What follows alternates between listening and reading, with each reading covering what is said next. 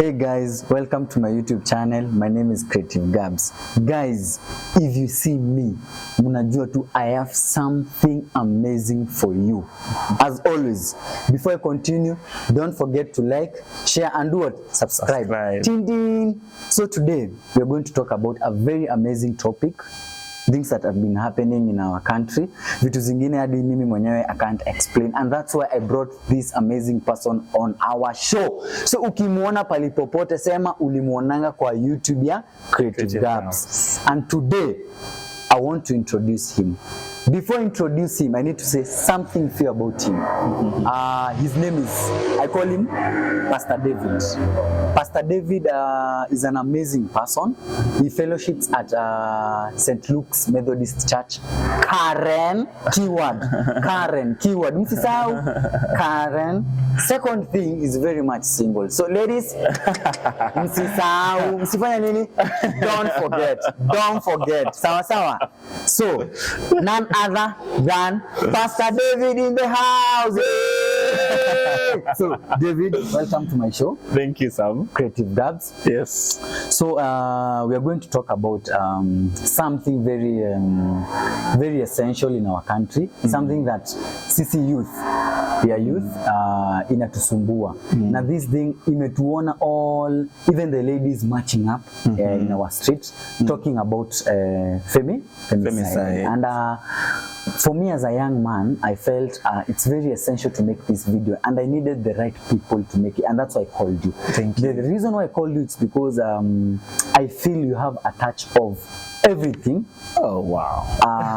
Now he's by the way, he's very amazing. He's a good person. So David, kindly start with where you obvious mambo yako. Tell us.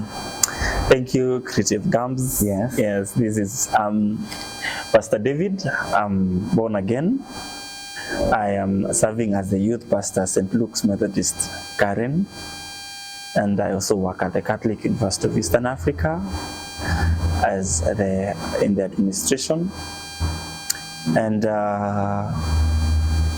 I would say today we are delighted and we are happy to bring to you this topic of gender-based violence and the trending issue of femicides in our country.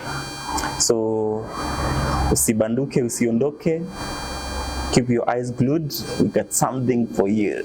Thank you very much. Thank you. So we go straight to our show. Yeah. So I want you first of all to explain to us the difference between femicide and GBV. Wow. Well, I would think gender-based violence cuts across. Femicide is focused on women. Gender-based violence is what people femicide is more political. GBV is an inclination. Someone does not receive what they ought to receive, or their rights are violated because of their gender. So that is gender-based violence that can cut across women and men, and even the other genders. Hatuna maoni.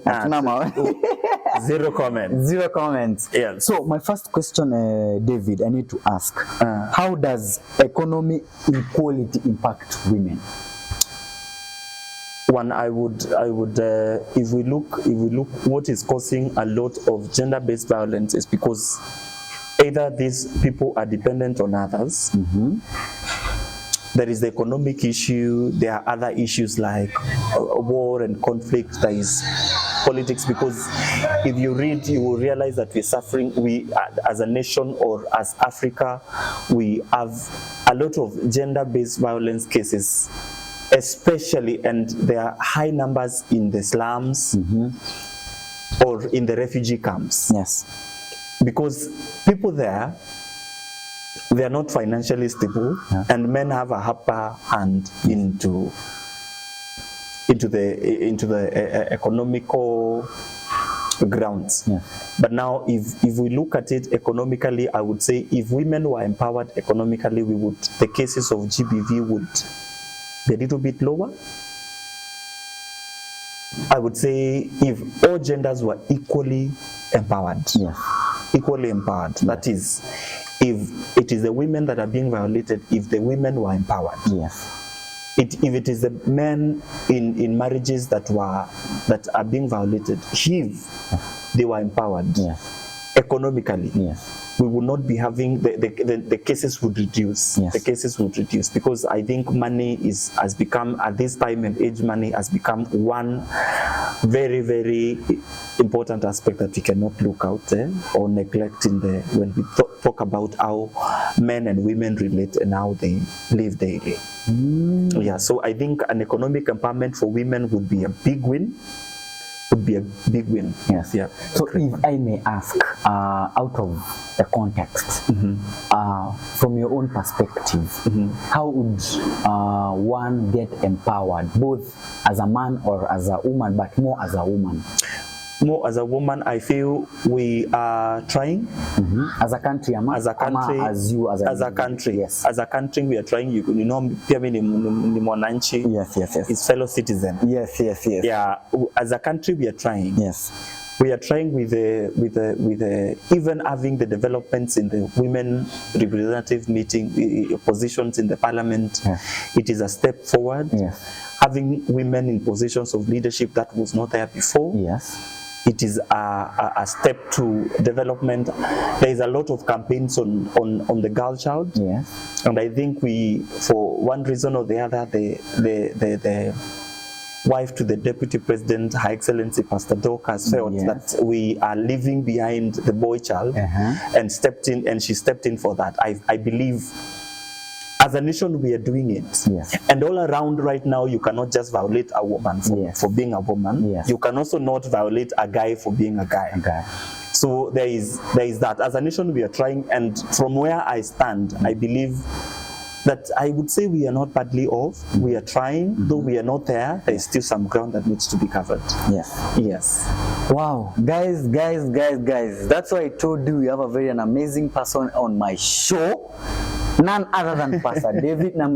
Even me myself, actually, let me tell you, in this life, you need to learn. At the end of the day, being an educationist, every day is a new learning thing, and I would say it's only a fool who doesn't learn. So for me, every day is a brand new day. For me, every day I'm learning. So my second question, David, if I may ask, how does religion or belief perpetuate to GBV?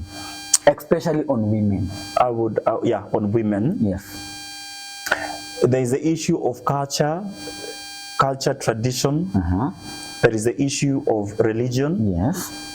Both form how people relate to each other. The issue of morality, tradition, and culture. So I would say different religions have different teachings. Different cultures have different teachings. People have grown differently in their traditions. How people were brought up probably would shape how they relate with the gender because of how they were brought up. I would say the church has a bigger role to play into empowering women. Because how the Bible is written, it was written of a different season, a different dispensation, and the issue of equality was not there. Even today, there are still some cultures that and tradition and people that in their tradition they practice and they believe that women are not equals with men. More, and women are somewhat considered to be as assets or properties. But I would say religion, tradition, culture, they play a very vital role into empowering women. Into empowering women. I love how single mothers can now be preachers.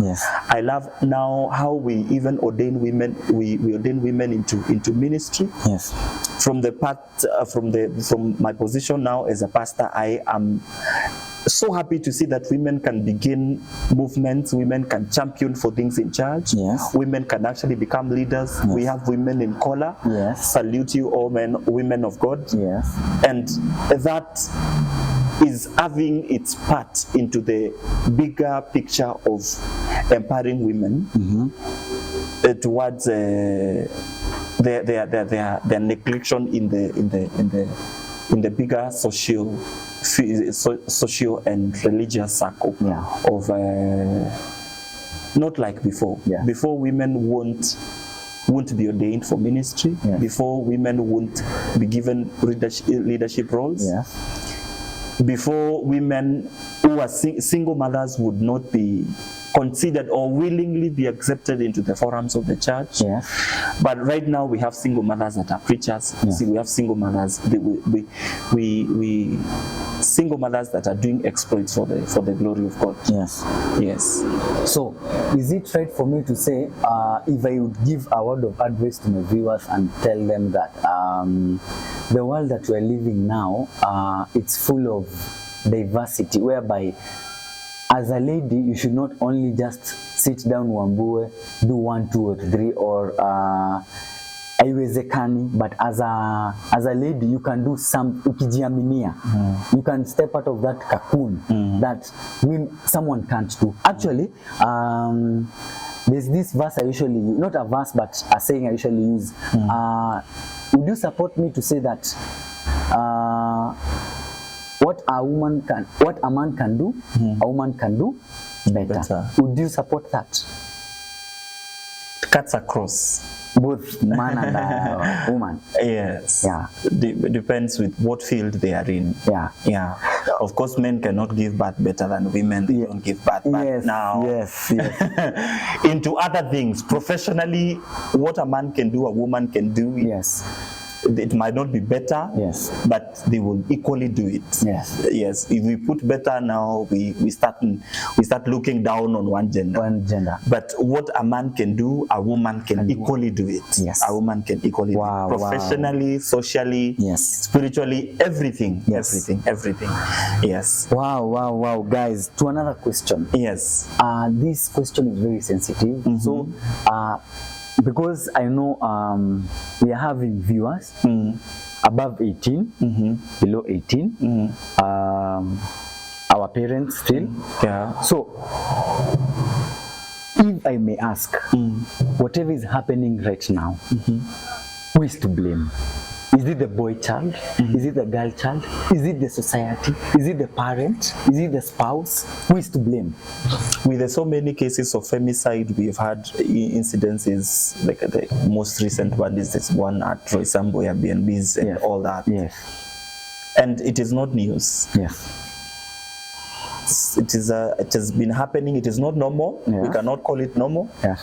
It is something is wrong with our society, and now we relate one to another. Yeah. And who is to blame?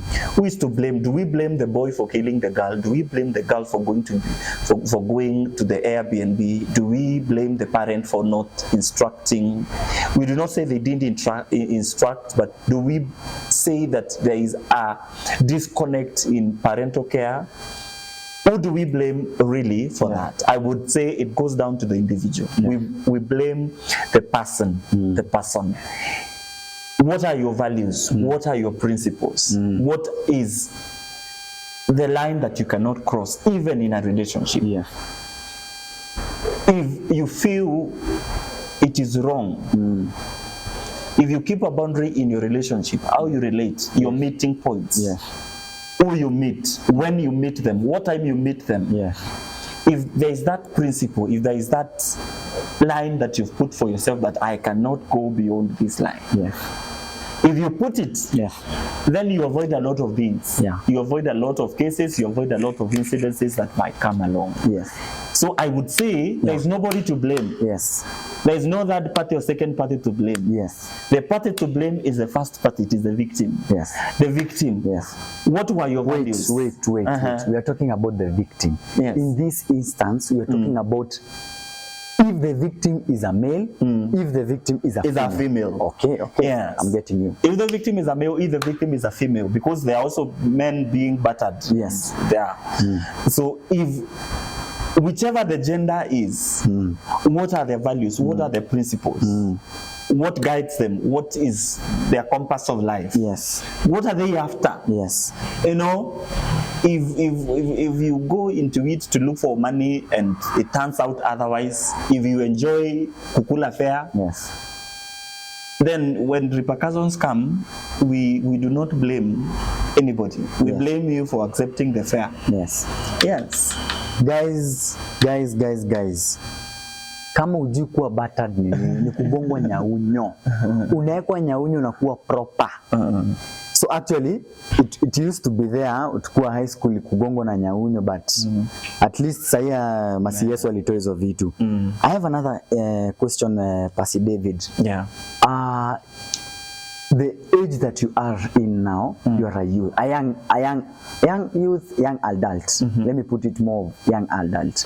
So have you as David, you as Pastor David, have you gotten yourself, or have you ever witnessed any instance of not femicide, hiyo ni tricky sana. GBV, let's call more of GBV on the lady. On the lady. Yes. Okay, on the previous question, I think there is a part of an individual, and I also think there is a role that the community needs to play. Yes. That is where the government should come in. Yes. Why do we have the Airbnbs? What is the old system that governs the Airbnb thing? Yes. Now that cases are happening in the Airbnbs, what structures are really there? What in the judicial system? Yes. What law guides what, or what can you be acquitted for? What those grounds? Yes. I think those also need to be set and to be made very clear. Yeah. Now to this other question, whether we have witnessed, or I have witnessed a case of gender-based violence. Yes, I have. Yes. And this one was a guy. Yeah. Was a guy. A guy. A young man who was married. Yes. And the wife is abusive. The wife is very disrespectful. Yes. The wife has influenced the children to hate the father. Yes. And the wife has started violating the man. Yes. Violating the man. Yes. And the problem we have is that him, the man now, the community tells them to be strong, to keep it to themselves. So you find there are a lot of men that are going through violation, but they don't talk about it. And I don't think that I have not heard of a group that has stood out so clearly and is known for championing for the rights of men who are being violated, especially in marriage. But there are so many groups that are standing out for women that are being violated even in marriage. So I have seen a man that has been violated. Yes. Akashtaki kwa polisi. The issue didn't kickstart. It didn't bear fruit because hata polisi mwenyewe anaogopa kwenda kufuatilia. Yeah. And I have also seen a good share of women that are being violated in their marriages. Yes. In their marriages. Yeah. A number of them I have seen cases go through, but I didn't follow to the very end to see whether there is any legal action that was taken. But at least the women being violated in marriages, if only they speak out. Yes. If they speak out, they can find help. Yes. Even a man, if they speak out, they will find help. Yes. Very true. Very true. Nukweli. So cases are there. There are groups, organizations that are championing for their rights and freedoms, but the women have more groups and what do we call them? People that are championing for them, unlike men. Yes. Unlike men. So I wish the church could stand for men. Yes. I wish the government also could stand for men. I wish non-government organizations would stand for men. Yes. And kudos to the office of the Her Excellency, Reverend Dorcas. She's doing a good job. And many others. Shout out to you. Madam Vice President. Yes. Kindly. Her Excellency. Her Excellency. Everything. Kindly, ukisikia tu hii video, ukiona imekufikia, situsahau as boy child. We have a passion for men. Yes. We have a passion for the boy child. Yes. We will be more than happy to champion it together with you. Yeah. So, to another question, Pastor David. How does educating women help on cases on femicide and GBV? I won't say only educating women, I would say educating genders. As young as they are, let us go to primary schools, let us go to high schools, let us go into campuses. Yes. Let us go into organizations and institutions where we have interns, where we have young employees. Yes. And instill in them their rights. Yes. What they need to know, what their rights are, Yes. the channels they can use in case they are violated, Yes. or what is an abuse, or what is a violation. Yes. People see it as normal. Yeah. Wakati wasichana wanatembea in town, Yes. na makanga, they are shouting at them, ama they are using words that are not so appropriate. It is a thing that people probably have learned to live with, but it is emotionally tormenting. It is not right. Yes. And so many women do not know that they are being violated. Same way, there are some streets in town, ukitembea, utapata unaitwa na wasichana. That is actually violation. Yes. Yes. David ushaitwa. You are being violated. you are being violated. Yes. Yes. I mean, you do not even need to call a customer. Customer knows their customers. But now, if you are, na wanaume wajui pia kama wanakuwa violated, that is just but one incident. Yes, let me ask you a question. On a light note. Ndume akiitwa na msichana. Unaweza kataa kweli? Yeah. Nakumbuka tukisema values, principles. Yes. Yes. Yes. We go back there. One who doesn't have principles will think it's a good day, it's a good catch. It's a good One with values, principles knows. Yes. I cannot. Yeah. Yes. Okay, that's a new thing guys have learned. me I usually think, hadi nikiitwa mimi siwezi kataa. But mimi siwezi kataa. Unakataa. Nakataa. Unafaa kukataa. Wow, that's nice. Yes. Guys, don't forget to like, share and subscribe at Creative Gabs. And if you have just joined us, remember you're talking about femicide and GBV. And with me, we have Pastor David, who is a youth minister at Karen St. Luke's Methodist Church, and also very single, guys. He's a TDH, tall, dark, and handsome. Akisimama. And employed. Guys, almost our last question. Pastor David, I will ask you another question. How does marriage, come we stay, boyfriend or girlfriend, impact on femicide and GBV? As in, kwa marriage, the cases that we are hearing, are they people who are being done that kitendo, are they in marriage, or are they those guys who say one night stand? Ama ni wale when ni boyfriend yangu, girlfriend yangu, just that? What's your take on that? All of them are relationships, eh? Yes.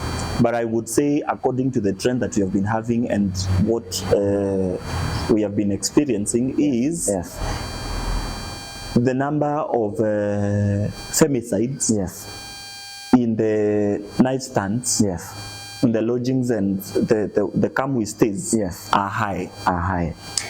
And the gender of the numbers of femicides in marriages are low. But the number of violations in marriages are higher than the number of violations in the long-term in the short-term relationships, I would call them. In the short-term relationships. So those that have made a long-term relationships, they are being violated by the basis of gender. But femicides are happening in the short-term relationships, either because they're not getting what they want to find into the relationship, or the fulfillments are not there, or the deals are not going as they planned or as they thought they would be. For different reasons. I read a documentary somewhere, that an article that someone was arguing out that this is more than what meets the eye. It is not just normal killings. It is a ritual. I do not know how true that is, because I do not have my points aligned.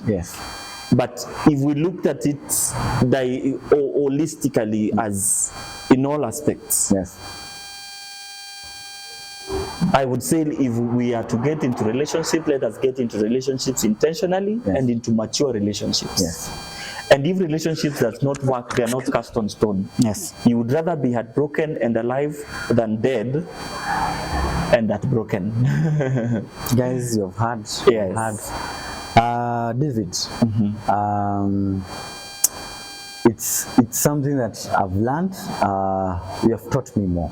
Thank you. And as we wrap it, guys, I need to ask David a very serious question. Sometimes I feel growth and development really matters on how we grow up. And sometimes I usually feel the internal and the external environment really impacts to who we are today. I will give you a very good example. If you are a teacher, if your father or a mother is a teacher, there's a certain way the environment shapes you according to venye wazazi wako, their career. Their career. If your dad is a soldier, kuna venye una grow. You understand? If your dad is the president, kuna venye ina grow. Now that's my question. So, growth and development of CC youth. Does it play a key role in whatever is happening right now in the society, where men are killing women, and where we have gender-based violence mostly in marriages? Unaona leo msichana amekuja na dent kwa uso, kesho unasikia alivunjwa mkono, kesho unasikia ndume amesema Actually, I've seen in the social media sometimes even mwanaume amegwaruzwa, but aja hit back the lady. So what's your take in growth and development? We are what we eat, the people we beat, the environment we are in. Yes. So that is what shapes our responses. Yes. To our daily encounters. Yes. The people we have around us. Yes. The environment we are in at. Yes. What we eat. Yes. There is the issue of also what we eat. Because it's the growth of hormones and all that. Yes, yes. So I would say, to some extent, yes, it makes us. Yes. It makes us. It makes us to be who we are and how we react to issues. Yes. But that is not cast on stone. Yes. I say if you have grown in an abusive yes. marriage, yes, or your parents were abusive to one another, yes, you should not even batter your wife because you grew up in an abusive marriage. Yes. You can choose to end the trend. Yes. You can choose to become the end of the chain of suffering, of torture, of... You can say you are championing for the change in the society. Yes. So how we grew up, yes, it can form us. Yes. But we also have a choice of saying this will not dictate how I will live. This will not dictate how I react. This will not form me. Yes. And you can pick a positive side. Yes. And I would recommend Christ. I would recommend salvation. Yes. Anytime, any day. Anytime, any day, Jesus.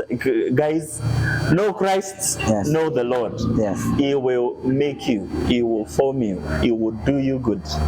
He will teach you who you are meant to be, and what salvation is all about. You will realize who you are. He will wipe away your pain. He will take out all your bitterness and replace it with a lot of joy. He will take your anger and replace it with love. If only you meet Jesus Christ. I would recommend Jesus anytime. It is a remedy. Wow. It's a remedy. It works. Guys, you have heard, guys, you have listened, and sina mengi. I would say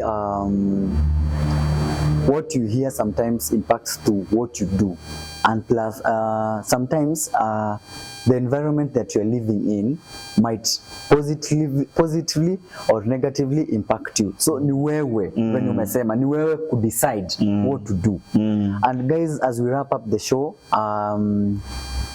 don't forget again to like and share and subscribe and to comment. And if you need Pastor David's number, kindly call me any day, anytime. My email, angalepo kwa description. You can DM me, I will DM him. You have first of all to pass through me. So David, we're going to play a small game, very small. The question is, how well do you know yourself? And yani unajijua aje? So guys, I will ask David, Were you in church today? Yes, I was. Were you the preacher? No. You're not the preacher. Can I ask you a question?